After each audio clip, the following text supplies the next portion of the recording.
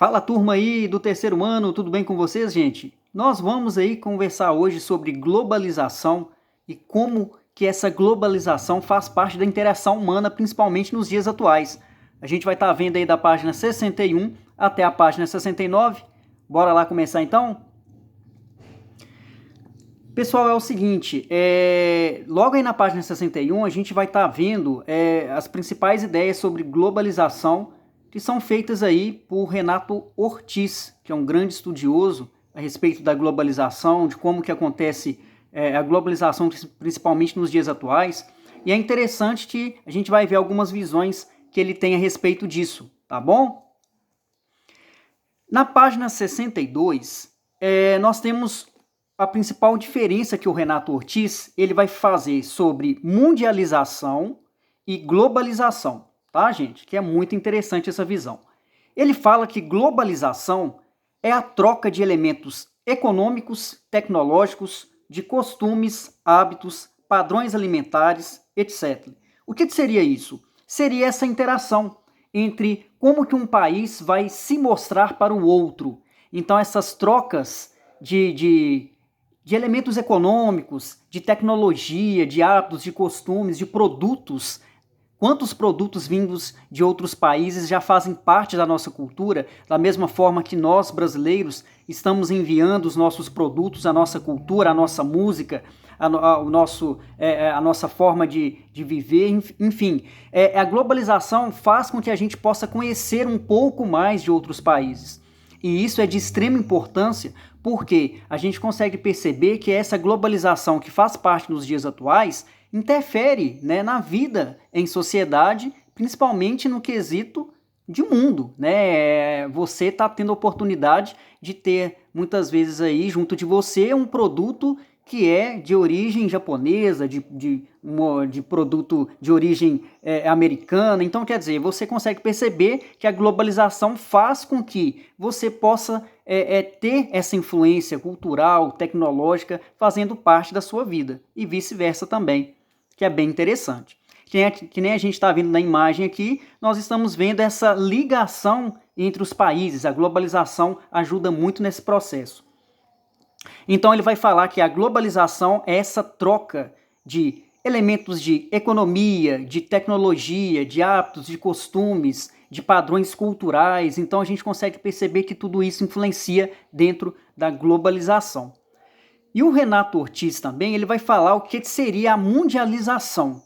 Segundo o Renato Ortiz, ele fala que mundialização é o fenômeno que ocorreu no fim do século XV com as grandes navegações, formando um mundo capitalista.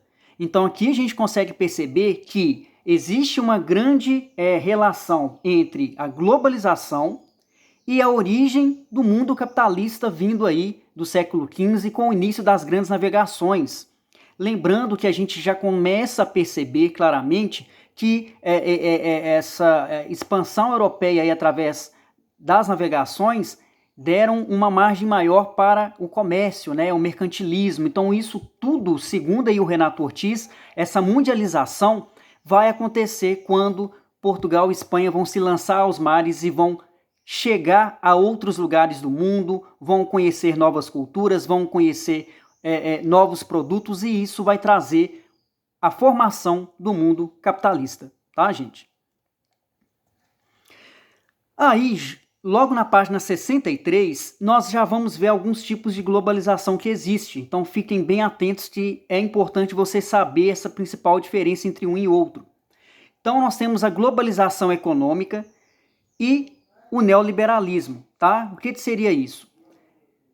Primeira coisa, nesses tipos de globalização, principalmente aí globalização econômica e neoliberalismo, as economias dos países estão submetidas às agências como Banco Mundial, Fundo Monetário Internacional e a Organização Mundial do Comércio. O que seriam isso? Gente, esse tipo de globalização, existem países que são submetidas, né, principalmente essa parte econômica do país, dos bancos que fazem parte da estrutura econômica de um país, eles são guiados através desses bancos que são importantes que ajudam a manter a vida econômica de um determinado país. Nós temos aí Banco Mundial, o Fundo Monetário Internacional, que é o FMI, todo mundo sabe da importância desse fundo monetário.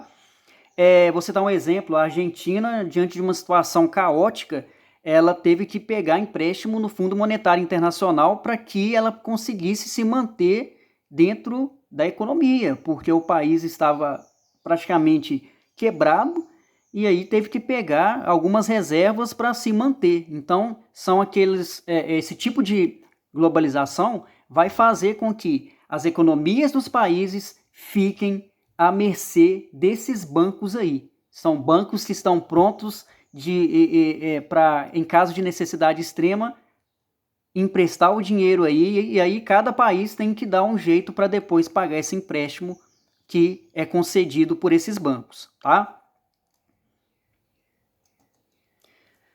Na página 64 vai estar falando sobre a globalização social e as desigualdades, que a gente sabe que através do capitalismo a tendência é de se ter uma desigualdade social muito grande. Então, nesse tipo de globalização, qual a característica básica?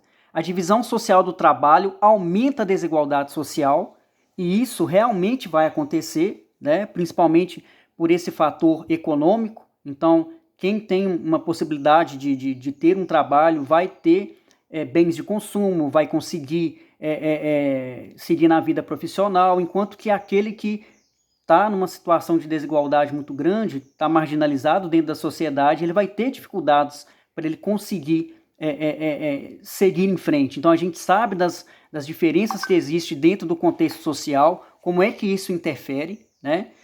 E é formado por empresas multinacionais, mais a elite capitalista, mais a burguesia estatal.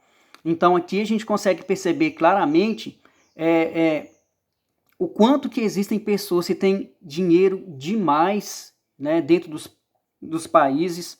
Então nós temos aí já milionários, bilionários. Então nós sabemos o quanto que essa condição capitalista, o quanto que isso gera de dinheiro, principalmente para essas empresas multinacionais, para essa elite capitalista que é muito rica mesmo. E dentro dessa burguesia estatal, né, como que o Estado também ele consegue arrecadar muito dinheiro, principalmente nos dias atuais. Então a gente consegue perceber claramente que essa globalização ela vai trazer uma desigualdade social muito grande, e é lógico, né, gente? Quem está na camada mais alta aí da pirâmide social vai enriquecer ainda mais, enquanto que os mais pobres vão sofrer muito, muito mesmo diante dessa desigualdade. Globalização política e os Estados-nação, está aí na página 65, tem alguns tipos de características bem interessantes. Nesse tipo de globalização, o governo não intervém na economia do país e entrega este papel para as empresas multinacionais que ditam a política, a economia e a questão social dentro do país. As empresas influenciam a vida econômica e social dos indivíduos, tá? Então aí, para vocês verem, gente, como que as empresas ligadas ao Estado, né, a um governo, acabam fazendo a diferença mesmo na vida econômica e política do país. Então, para vocês terem uma ideia de como que essas empresas vão influenciar a vida econômica e social dos indivíduos, dá para a gente perceber aí que dentro dessas 2.000 empresas mais importantes no mundo, principalmente no quesito de Brasil, nós temos aí os bancos. Então, coloquei Banco Itaú, Bradesco, Banco do Brasil, são bancos que arrecadam muito, muito mesmo. Então, a gente sabe que a vida econômica do brasileiro dentro dessas instituições financeiras aí são enormes. Então, existe uma movimentação ali por trás. E a gente sabe, o governo ele não vai intervir na economia diante dessa situação, né? Que ele deixa esse papel para as empresas multinacionais ditarem a política, a economia e a questão social dentro do país. Isso vai muito de país para país, viu, gente? Então, essa globalização quando a gente vê essa condição de globalização política no Brasil é de um jeito, nos Estados Unidos é de outra, tá? Então, sim, pode ter algumas relações, por exemplo, econômicas iguais de um país para outro? Pode, mas muitas vezes a forma de se fazer a política de um país em relação ao outro principalmente dessa forma econômica, é diferente. Então, tudo vai depender da linha de avaliar essa condição política e econômica dentro de cada país aí. E aí nós temos a globalização cultural, que é a troca cultural que vai acontecer entre os países e que tem como base os padrões de vida, de consumo e a moral criados pela influência dos Estados Unidos. Então a gente vai ter essa globalização cultural, que vai ser essa troca de culturas entre países que tem como base os padrões de vida, né? Então é interessante que até então a gente só tinha essa influência mais americana de produtos, de formas de vida, né? A gente vê que tem produtos americanos aí que chegam muito fácil para a gente, em todas as linhas aí de bens de consumo, e a gente consegue perceber que não é só produto americano até então que faz parte aqui. Nós temos produtos de outros países que já fazem parte da nossa estrutura econômica, social, e que nós brasileiros já estamos acostumados. Então nós temos o exemplo aí do McDonald's e da Coca-Cola, né? Que são marcas famosíssimas americanas e que fazem parte dessa globalização que existe Coca-Cola em tudo que é lugar do mundo. Existe aí o McDonald's que está espalhado em todas as nações. Então a gente consegue perceber como que isso influencia e muito na globalização cultural. Tá bom, gente? Então a gente vai ficando por aqui, né? Só pegando os elementos mais importantes aí dos efeitos da globalização. Façam as atividades aí da postagem direitinho, tá? E tem atividades para vocês enviarem para mim também no Senec Digital. Tá bom, turma? Tudo de bom para vocês. Muito obrigado, hein?